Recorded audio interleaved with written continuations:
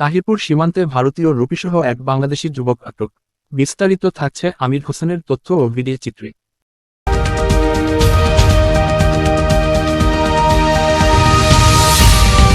সুনামগঞ্জের তাহিরপুর উপজেলার সীমান্ত থেকে 20,200 ভারতীয় রুপিসহ কামাল হোসেন নামে এক বাংলাদেশিকে আটক করেছে বর্ডার গার্ড বাংলাদেশ। আটক ব্যক্তি উপজেলার গাখাটিয়া গ্রামের মৃত লেচু মিয়ার ছেলে। শনিবার 19 জুলাই সকাল 8:30টার দিকে লাউড়গড় বিওপির অধীন বিজিবির একটি টহল দল তাকে আটক করে। বিজিবির জানায়, কামাল হোসেন অবৈধভাবে ভারতে প্রবেশ করে ভারতীয় রুপি নিয়ে দেশ ফিরছিলেন। সীমান্ত পিলার 1204 এমপি থেকে আনুমানিক 100 গজ বাংলাদেশের অভ্যন্তরে দশগড় নামক স্থানে অভিযান চালিয়ে তাকে আটক করা হয়। তার কাছ থেকে ভারতীয় মুদ্রা জব্দ করা হয়েছে।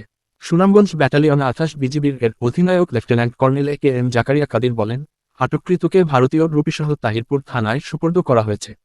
সীমান্ত এলাকায় নজরদারি ও টহল কার্যক্রম আরও জোরদার করা হয়েছে। বর্তমানে পরিস্থিতি স্বাভাবিক রয়েছে।